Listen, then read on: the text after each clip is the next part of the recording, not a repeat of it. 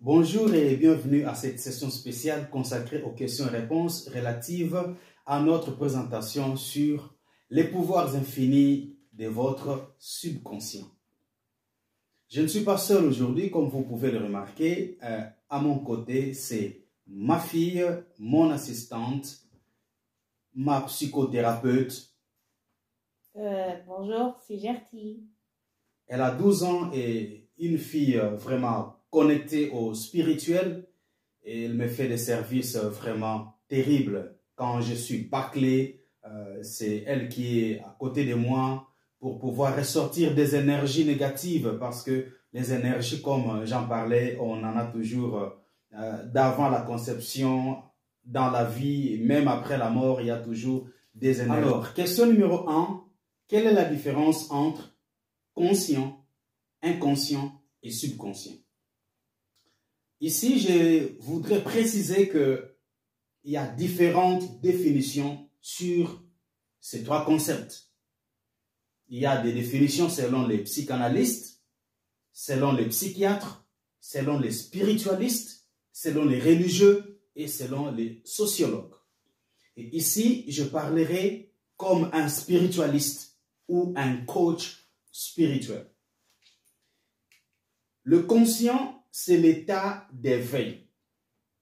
J'appelle ça ouvrir et fermer. Ça signifie quoi? Du moment que vous ouvrez les yeux, vous venez de votre sommeil, vous suivez ce parcours des 4 cadrans de 6 heures, jusqu'à refermer les yeux, c'est l'étape du conscient, c'est l'état d'éveil. C'est là que vous êtes maître du jugement, des choix et des préférences. Là, c'est le conscient. Et l'inconscient, c'est la faculté automatique. C'est là où vous ne contrôlez absolument rien. Tout se fait d'une manière automatique. Vous respirez automatiquement, vous transpirez, vous réfléchissez, vous ne faites aucun effort pour pouvoir respirer. C'est d'une manière automatique. Tandis que le subconscient, c'est ce que j'appelle le serveur spirituel. C'est là où il y a le jugement du bien et du mal, du positif et du négatif, du vrai et du faux.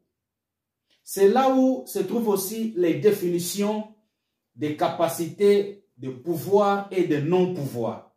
C'est là où vous vous dites « je le peux » ou « je ne le peux pas ». Là, c'est au niveau du subconscient. Alors, pour être beaucoup plus spécifique, je voudrais préciser ceci. Chaque âme est une énergie qui se réveille d'un corps pendant les 9 mois de formation, de conception, avant même la naissance. Ce qui veut dire, nous sommes des êtres divins. Nous sommes des âmes. Nous sommes des êtres divins. Et chacun de nous est connecté à une matrice énergie. En tant qu'une âme, en tant qu'être divin. Alors, avant de naître, il y a une initiation énergétique qui se fait déjà dans la dimension spirituelle pour que quand l'enfant naît, qu'il puisse être connecté avec la nature et avec lui-même. En se connectant avec la nature, l'enfant aura la notion du bois, du naturel, des métaux, des animaux, des forces et de puissance dans la nature. Il y a aussi les pierres qui viennent s'ajouter.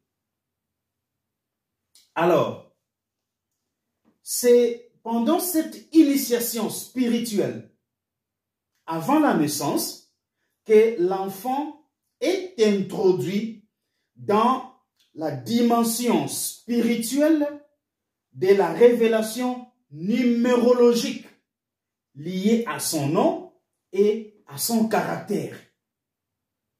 Cela veut dire il y a une numérologie qui est rattachée à son nom terrestre.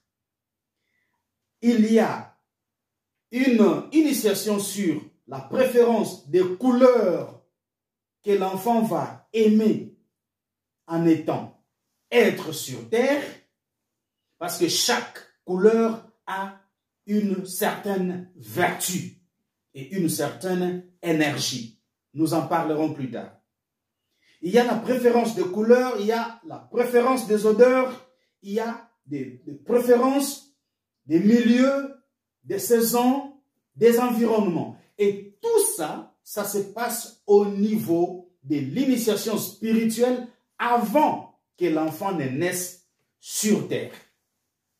C'est pourquoi, quand il s'agira maintenant du domaine du subconscient, l'enfant qui a été initié avant sa naissance saura maintenant faire la différence entre la tendance positive des « je peux » et la tendance négative des « je ne peux pas ».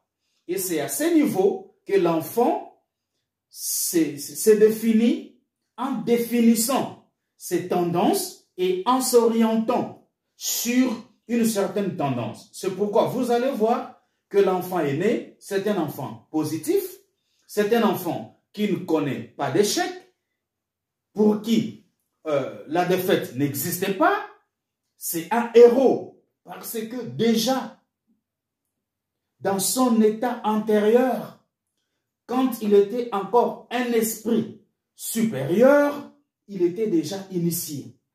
Alors, quand il vient sur terre, c'est pas étonnant qu'il puisse porter des pouvoirs, des vertus, des puissances, des connaissances qui puissent même émerveiller le monde. Tout se fait dans une dimension d'initiation spirituelle. Et là, l'enfant est déjà revêtu de ces énergies spirituelles pour être une énergie, une âme, un être divin. C'est comme ça que nous, les coachs spirituels, nous voyons la chose. Alors, là, nous passons à la question numéro 2. Quelle est la différence entre religion et spiritualité? La religion est tout système de croyances autour d'une adoration centrée sur une divinité sur base d'un code moral. C'est ça la religion. Tandis que la spiritualité est l'état d'être spirituel ou d'une nature essentiellement spirituelle manifesté par l'impact de la pensée, l'impact de l'âme. Là, c'était sur le plan définition. En bref, la religion est un ensemble de croyances et de rites qui prétendent, je dis bien qui prétendent, amener une personne à une relation avec Dieu ou avec le divin. Ça, c'est ce que la religion prétend faire. Tandis que la spiritualité, elle, met l'accent sur les choses spirituelles.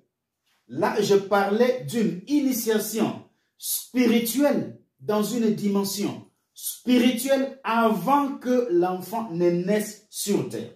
Et cet enfant qui a déjà été initié spirituellement dans une dimension préexistante de son existence, cet enfant, quand il vient sur terre, saura appréhender les choses spirituelles de manière à pouvoir s'accentuer sur ce qui est esprit, ce qui est spirituel, ce qui est divin.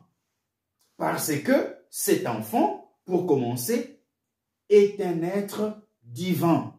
Dans sa nature divine, dans sa nature céleste, l'enfant et tout puissant, illimité en puissance. Un Dieu, un Elohim. Et quand je parlais d'un enfant, sous-entendez l'homme ou l'être humain. Donc là, c'était les deux questions que j'ai reçues inbox. Maintenant, j'ai lu les questions qui ont été postées sur notre chaîne YouTube. La question de Madame Bijou Loukesso. Monsieur coach, aidez-moi à vaincre les peurs et les doutes, s'il vous plaît. Ça, c'est une demande, hein, ce n'est pas une question. Alors, Madame Bijou Loukesso, je sais que vous suivrez cet élément. Je vous conseillerais juste de faire le contraire de ce qui hante votre esprit. Si vous sentez que vous voulez avoir peur, développez le courage, la force, la vivacité. Développez la vie. Et quand vous voulez, vous vous sentez comme abattu par des condamnations, des jugements, des doutes, faites le contraire. Voyez-vous en train de vaincre, en train de réussir, en train de faire quelque chose qui vous aide vous-même et qui aide aussi l'humanité. Question numéro 2. Nous vient de Madame Hortense Nchimba. Madame Hortense dit, coach, comment choisir les bons amis? C'est une question, voilà, bonne question. C'est une question vraiment délicate. Le choix d'amis est très délicat.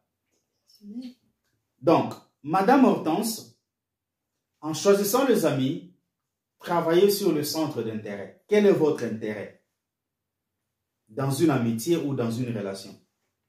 Est-ce que vous serez compatible? Ce sera une amitié compatible. Est-ce que vous serez d'une bénédiction pour la personne? Est-ce que la personne sera d'une bénédiction pour vous? Vous pouvez dire, on ne connaît pas l'avenir, mais juste par une interaction physique, vous pouvez, avec des vertus spirituelles, reconnaître si la personne sera une bonne personne ou une mauvaise personne. Et alors là, vous aurez le choix d'avancer avec cette amitié ou de carrément laisser tomber.